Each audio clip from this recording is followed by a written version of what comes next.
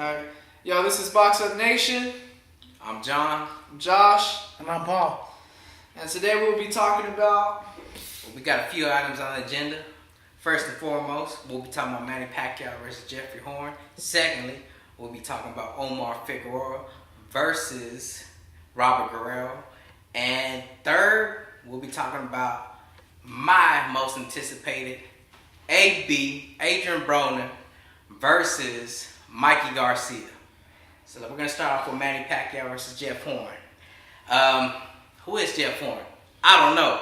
He's undefeated. He has 16 wins, won no contest. He's an Australian Olympian.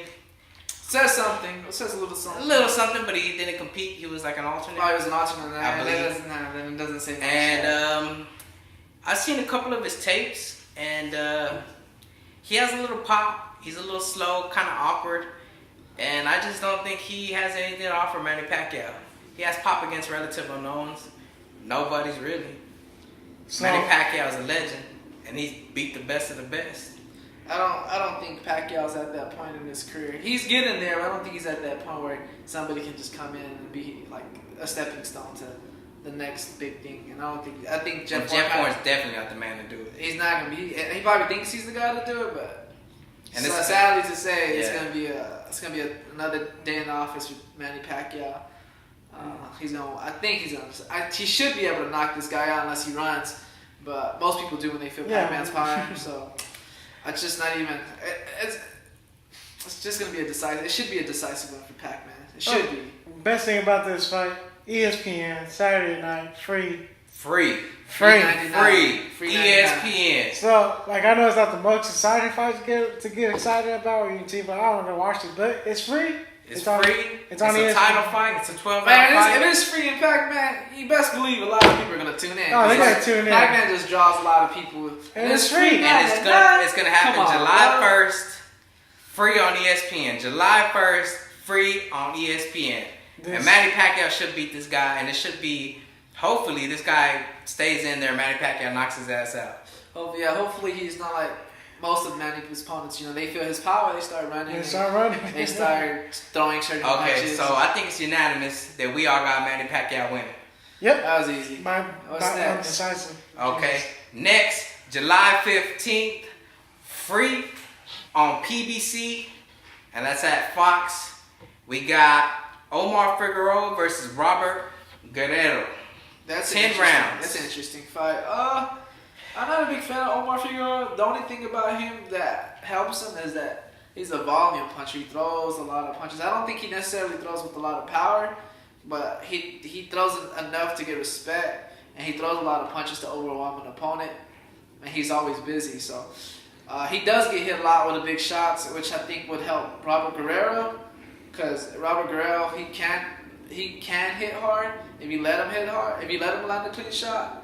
So it should be a good fight. I have to give it to the Ghost, but he has had his hard losses, and it's kind of you deteriorate as a fighter whenever you take those type of losses, and especially in that way you take a beating and you lose really bad. Well, plus the age too. And he's not getting any younger. He's already getting up in age, so. I think he should get it, but Omar does have a good chance, but I'm not a big fan. I think this is a really interesting fight for the simple fact that Omar, he has been inactive for 2 years. His last fight was in 2015. Jeez. Guerrero has been very active. However, out of his last 6 fights, he's lost 4. And some of them have been close. Some of them he's had some hard losses. Some of them have been UD losses.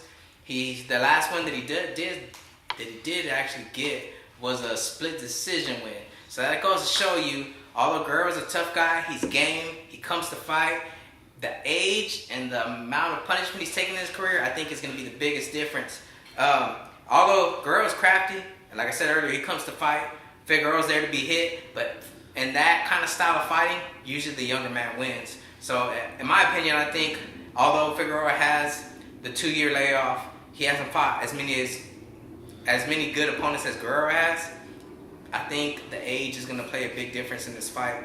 I think it's a well-balanced fight, though. Yeah, I mean, you think in terms of like One's aging, one's had hard losses, and one's been laid off for so long and hasn't been busy. So I think it's a good balance. This I is think the it should time be a to good fight Guerrero. Yeah, it's the time. It's the time. It's a good fight for both, actually, Yeah. in my opinion. I think it's a classic tale of the older fighter on his way out fighting the new guy that should be able to beat him, the new talent.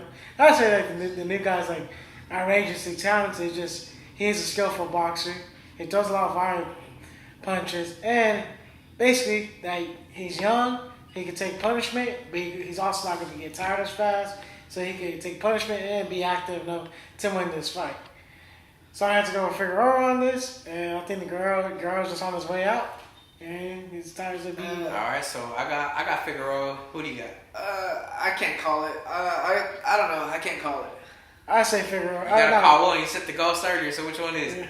I did. I just say the ghost. Yeah, you said I think the ghost got. That's what you said. Oh shit. I guess. Yeah. You gotta pick somebody, man. I'll lean it towards the ghost. I don't really like Omar Figueroa. All right, cool. So we two. Like, I don't like it's not personally. It's just I don't like his style. All right. July 29th, we got AB Adrian Broner versus Mikey Garcia. That's gonna be 12 rounds. It's a title fight, and if you were to watch that, it's gonna be on Showtime. So it's not free. You gotta pay for it. But hey, it's a great fight, and it's not pay-per-view. It's Showtime. Oh, okay, well, fuck it. We got Showtime, so we fine. Okay, what do you think? Shit, it's a great fight, but I've been testing the waters in the comments on Showtime, and I just said I think you're. I basically said I think you're an idiot if you think Mikey Garcia is gonna be Adrian Broner, and the reason why I said that is because pretty hard sense right there.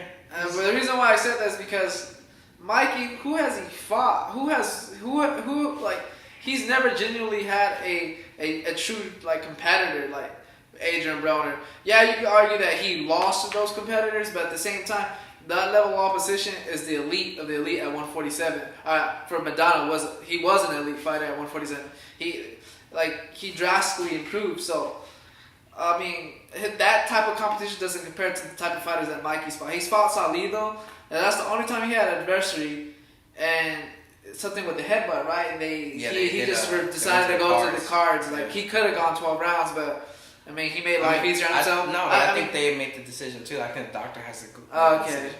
I think they gave him. I don't know. I have to look back at that fight, but they went to the cards and he won. I feel like the fight could have been different if it won 12 rounds. I mean, Salido's he's a rough customer. He's arguably a dirty fighter. Dirty just changed the profession. Yeah, arguably. That's what I said. Arguably. So I think it could have been a different outcome.